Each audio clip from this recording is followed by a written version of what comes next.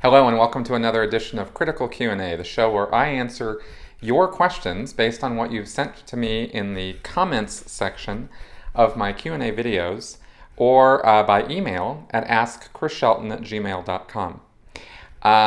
Today is the day that I'm posting this video is the day that I'm at the Center for Inquiry in Los Angeles answering some other people's questions and doing my book signing for my book Scientology A to Xenu. An insider's guide to what Scientology is really all about. Things are really heating up. I imagine that by the time this video posts, they're going to be really heated up because, of course, Ron Miscavige Sr.'s book, Ruthless, about him and David Miscavige, his son, will have been released. And that is super, super exciting. And of course the 2020 interview that will have taken place. I haven't seen it yet as I record this, but I am definitely in anticipation of it.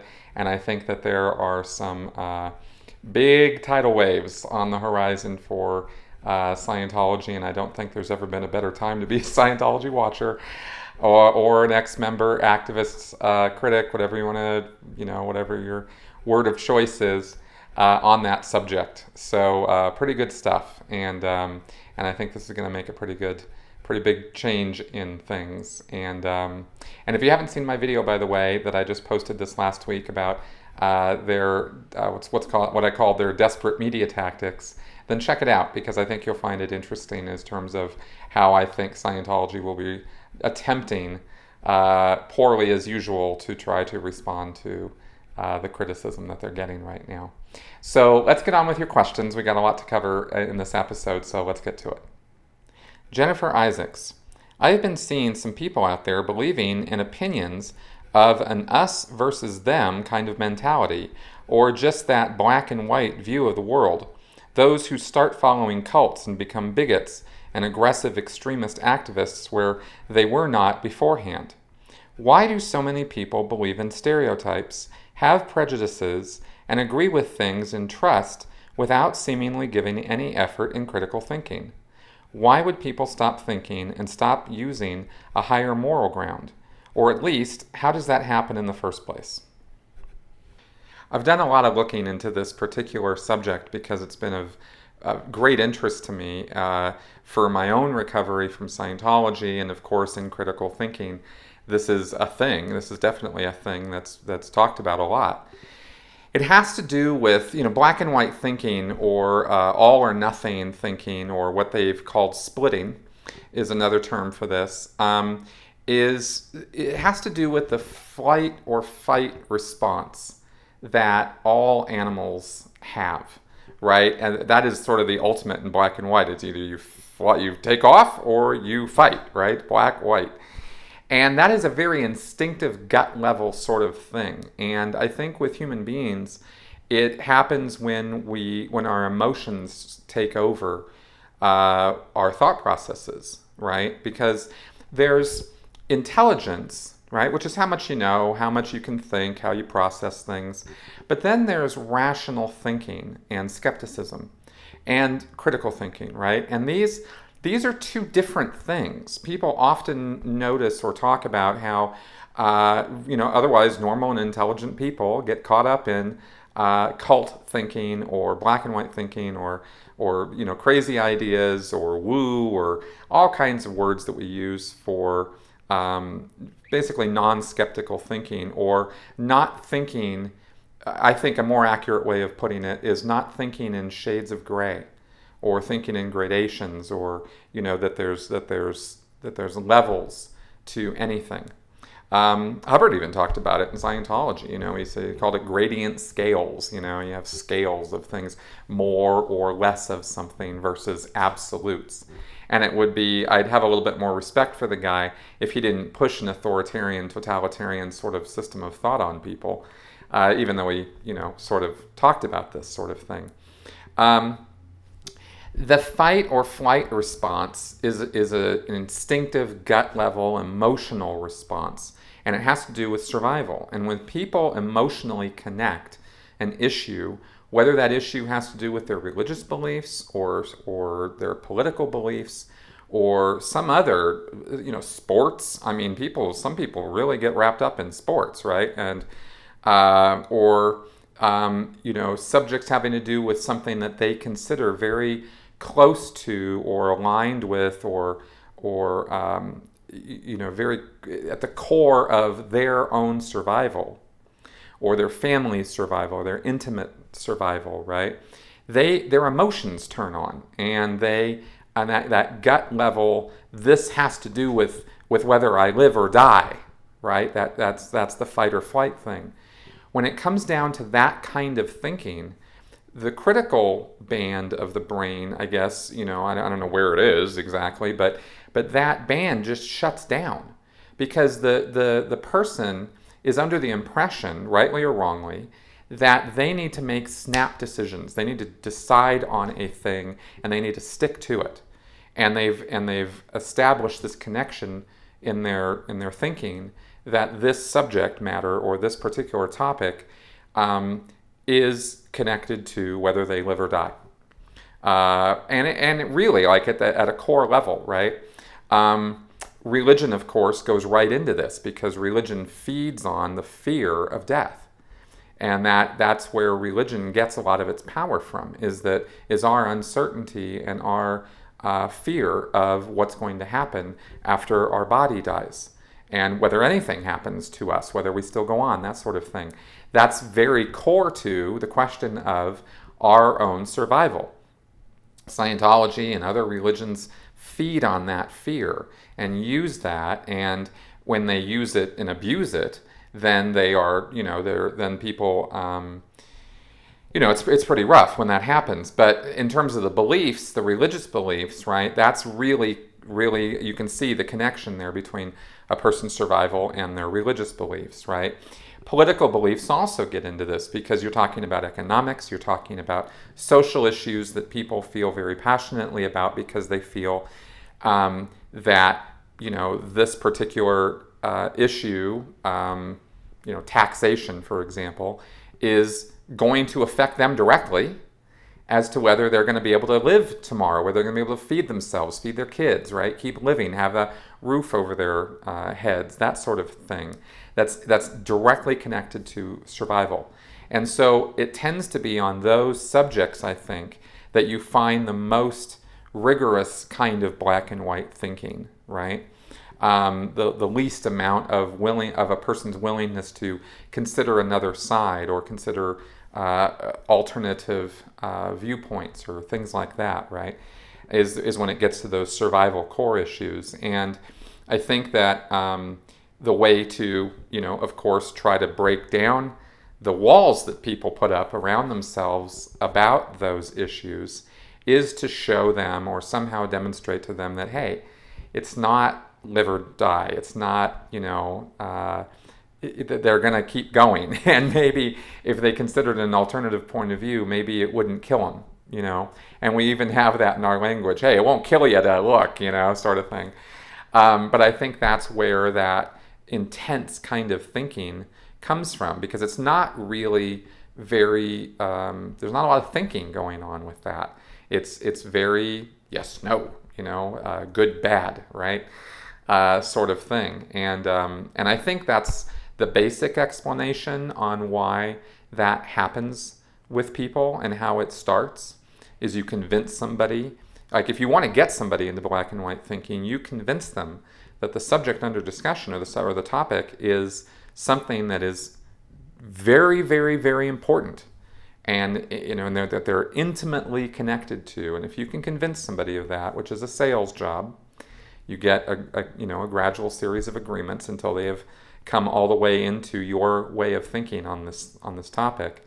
And once they've accepted that and kind of linked up to it and made it a part of themselves, then they get really, really, it's easy for them to be very, very passionate about it and stop thinking, because they've already made up their mind or whatever, and that's how that goes down.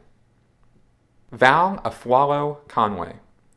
I am also interested in anachronisms in the Church of Scientology. Due to LRH's written specifications, Scientologists use newspaper to clean glass, send telexes, and use a mimeograph to make more than 10 photocopies of any document. I wonder if you have any interesting anecdotes of anachronisms in Scientology daily life. Also, I have often thought that the Church of Scientology presence on the internet is very muted. Most of it is either church service and contact information, or else digital editions of their print magazines. I think they could enhance their interaction with the public with much slicker videos and multimedia and other attractants. Their social media presence is minimal at best, and the number of pro-Scientology websites are overwhelmed by the anti-websites.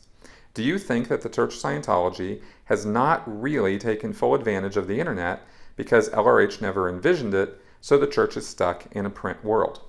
You definitely nailed it that the Church of Scientology is very stuck in the past.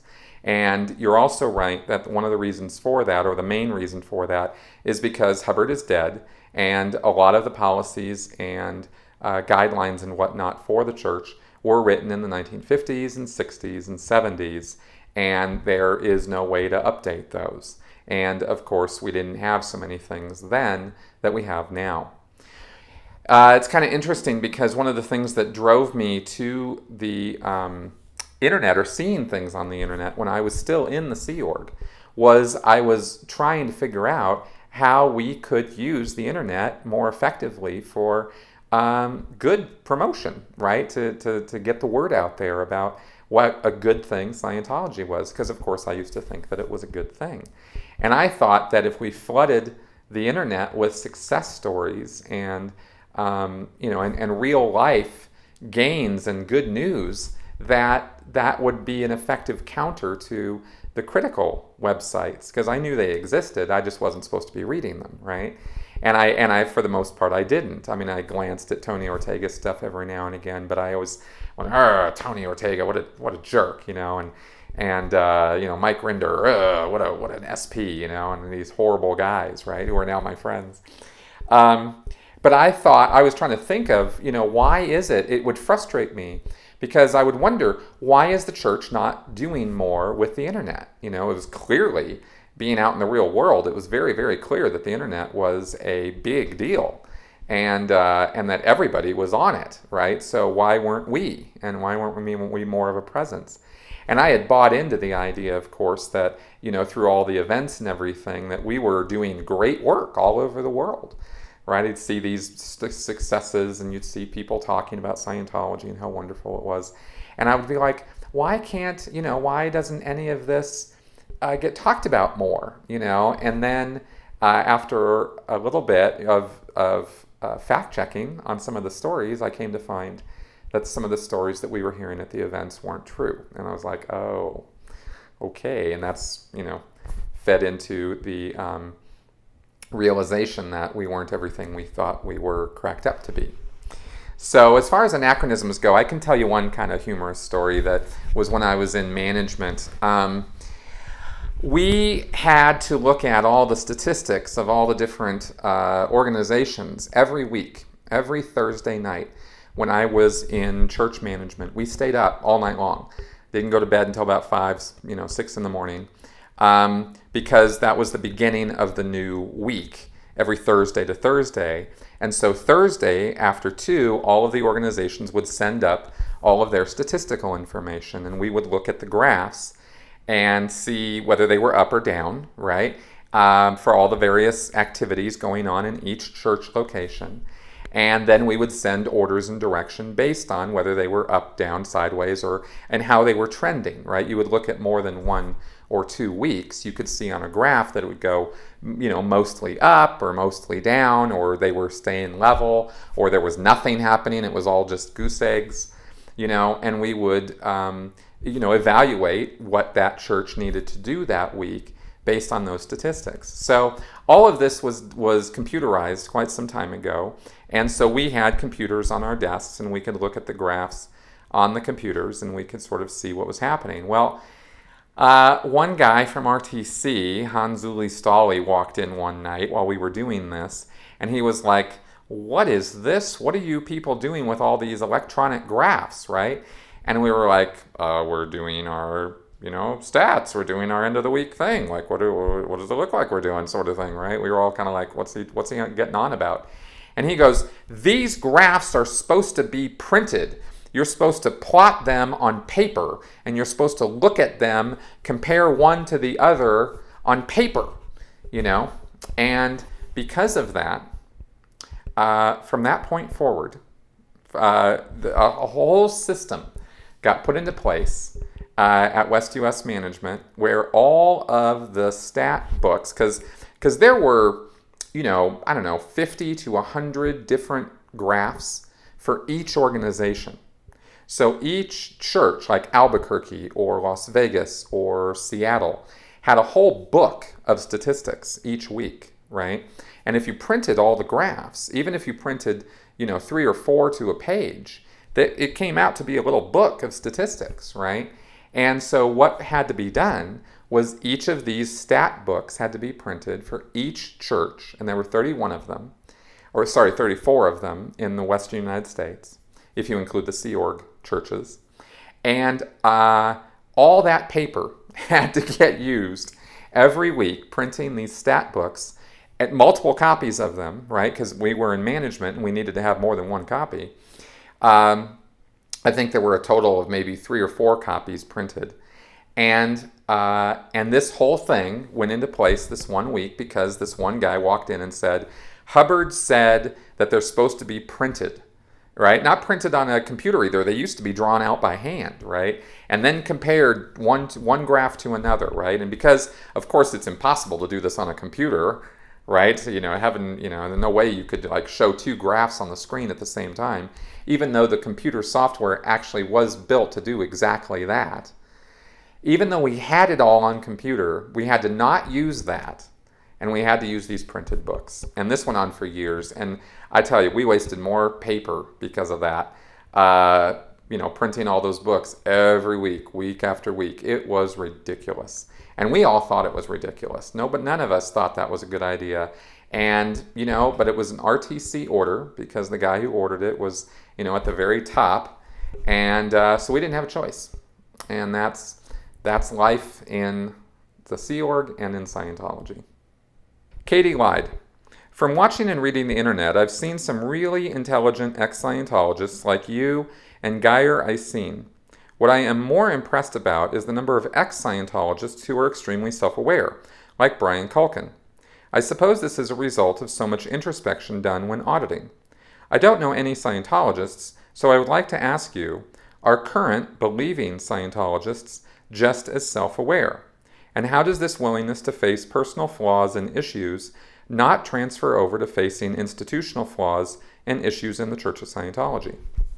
The auditing process in Scientology makes a person very introverted and very quick to look inward at themselves and blame themselves for things that are going on in their lives. And also part of that is Hubbard's definition of responsibility, where it all comes back to you, right? It's all your fault for everything that ever happened to you. You pulled it in, or you are responsible for your own condition, and this sort of thing. And Hubbard's writings on this are pretty gross in the effects that they have on people, because people in Scientology end up, taking responsibility for things that they really had no causation over at all and have no business feeling responsible for. So that self-awareness, I think, it becomes an unhealthy amount of introspection, and I don't particularly think that that's very good for people. However, of course, on the other side of that coin is it is good to know what's going on in your mind and what your thoughts are and how you feel about things. And of course, there's nothing wrong with any of that. So, it's depending on how far you take it and how far you get, involved in the whole auditing process depends on how deep down that rabbit hole you can go. I saw all levels of it in Scientology. I saw people who, were very, very, very introspected. And I saw other people who really didn't get into it too much, and their auditing wasn't particularly very deep running either. They just weren't that interested in getting that introverted. So it depends. Everybody had individual reactions to it. As far as this transferring over to criticalness about the church, I mean, I think it's these are two different things. And in fact, when a person's getting auditing and feeling like they're getting benefits from it and feel like they're improving from that process, then, and there's a lot of suggestion and indoctrination in Scientology to lend a person to that frame of mind that they're improving as a result of their auditing, then they don't want to look critically at Scientology. They don't want to look at its flaws. They're much more quick to write off any organizational problems or issues. And I've seen Scientologists on my YouTube channel and otherwise flat out say, I don't care if David Miscavige beats his staff. I get wins out of Scientology, so what do I care, right? I've actually seen statements to that effect. So the effect of that auditing can be pretty intense on some people. And of course, I've written articles and talked about how Scientology creates a narcissistic attitude in people as well. And I think that's a side effect, or maybe not even a side effect, it's sort of a direct effect of the auditing processes, right? And what is done with a person to make them feel so, a counter to, or a corollary, of that responsibility business in Scientology is a puffed up sense of self-importance, where you feel like because you're responsible for everything that you are the one who caused it, right? And so therefore you look at how important you are, right? And that sort of is a narcissistic attitude. So a lot of things feed into this, but I think that's I don't think that the level of self-awareness that Scientology tries to put a person into is particularly healthy overall. David Jordan. I've read most things L. Ron Hubbard in his early writings of Dianetics, but since it did fail just 3 to 4 years after he wrote it, no one really talks in detail about why it failed. What exactly happened in the first writing of Dianetics? Can you please detail why the first foray into Dianetics failed? Well, I do actually talk about this in my book in some detail, so I would recommend that you read that. But I will say here, I'm not going to get into all the details of it because it covers a couple years worth of information, covering 1950, 1951, 1952. But basically, Hubbard wrote Dianetics, and it went viral. It was a runaway bestseller, and a lot of people really dived into it wholeheartedly, and there were groups starting up around the United States, and then it started internationally. And there were a lot of false promises made in Dianetics that caused people to get very, very excited about it, right? And they started practicing it on one another. Hubbard rode this wave of popularity, did a lot of lectures, a lot of touring all over the US, and eventually over to England as well, and started up Dianetics groups and foundations, right? These organizations in Los Angeles and New Jersey, and eventually ended up in Wichita, Kansas, and then Phoenix, Arizona. And during the course of this, people started finding out that Dianetics doesn't do what it says it's supposed to do.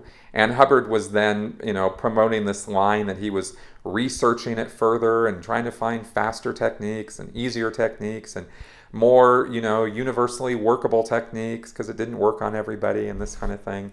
And of course, Hubbard was no scientist and he was no researcher, and all this stuff was just off the top of his head for the most part.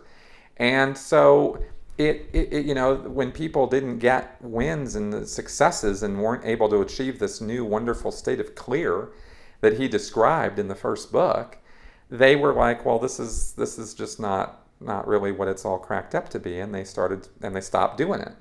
And except for a very small, what ended up being a very small number of core followers, and as far as I'm concerned, those are the kind of people who will believe anything.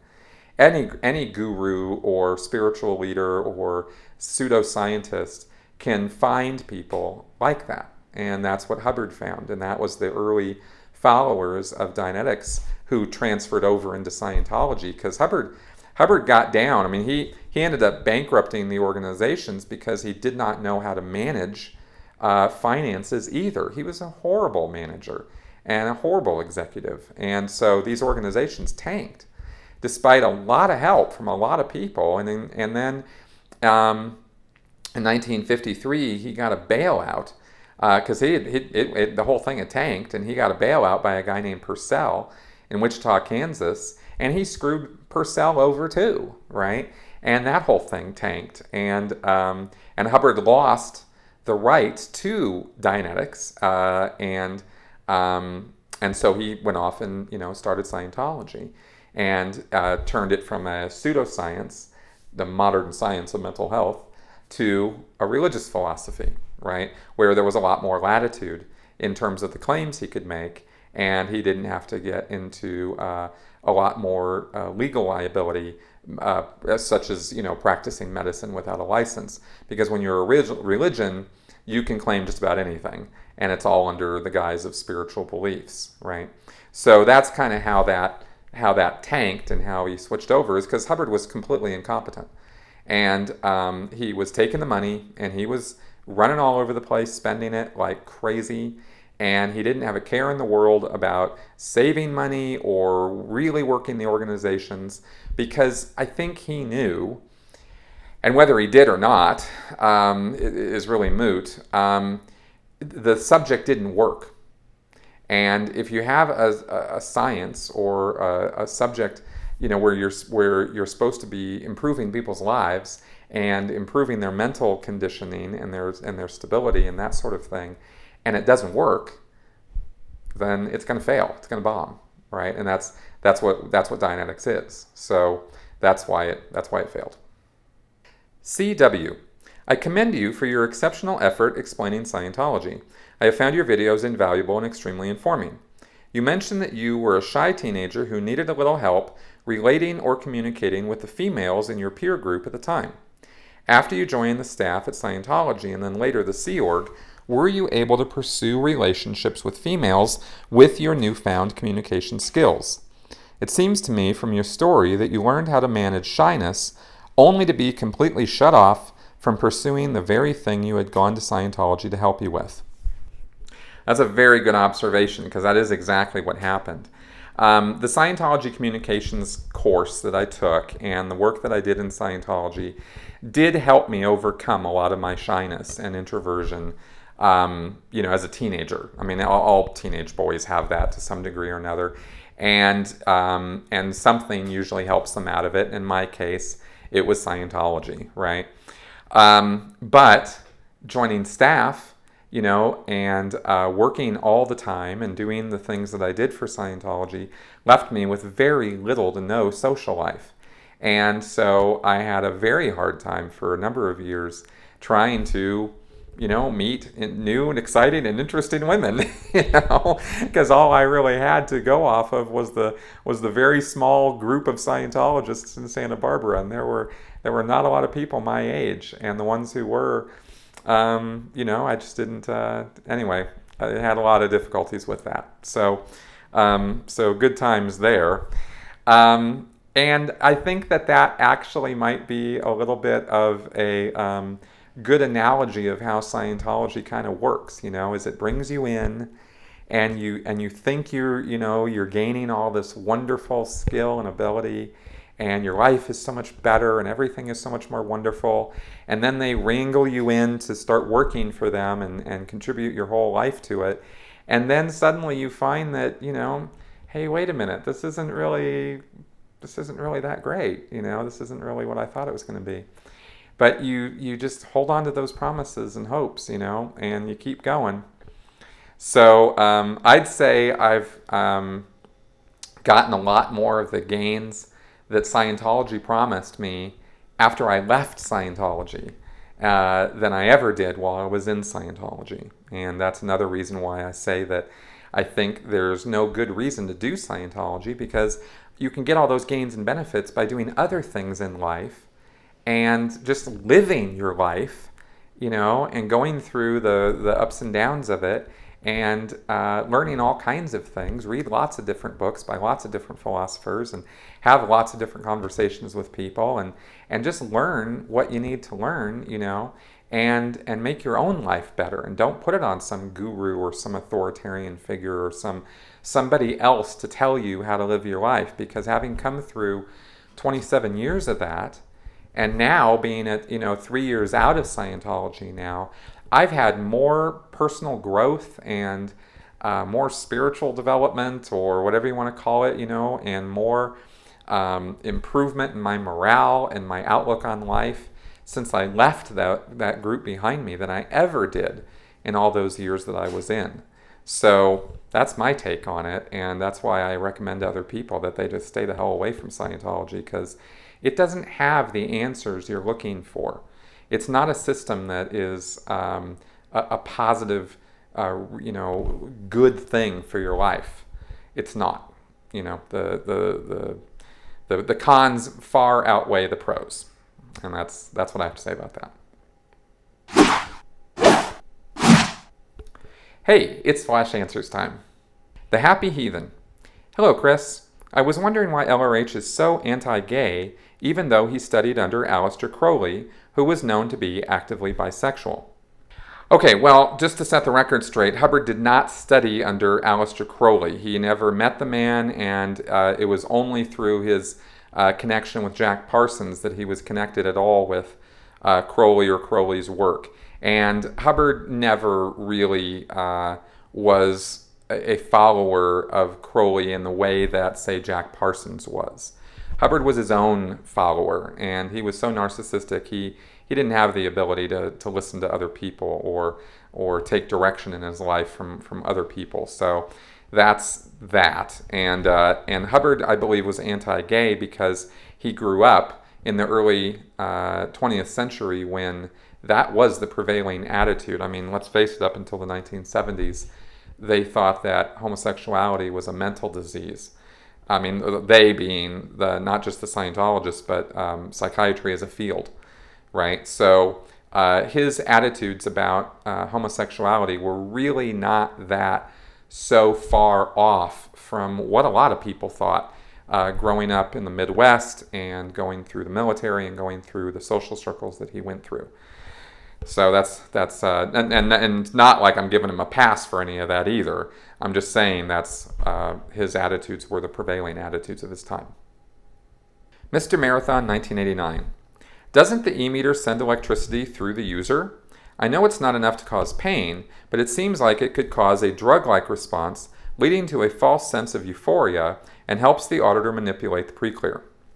Okay, well, I don't know how it is that sending electricity through a person's body is supposed to create a sense of euphoria. I've heard this theory floating around, or this idea that this is supposed to do this, the e-meter is supposed to do this. I think it's total nonsense. I have no reason or scientific studies or anything that indicate to me that that's the case. If anybody wants to leave any for me in the comments section, I'll be happy to look at them.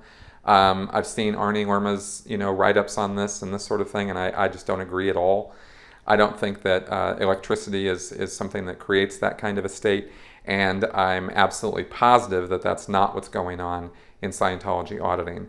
And if I ever get around to finishing this bloody e-meter video that I've been working on for months, and I have been actively working on it, then I will talk about what that electricity is actually doing in the person's body, because it's not, the e-meter's not contributing to a person's mental state. It's reading resistance that the electronic flow encounters in going through the person's body.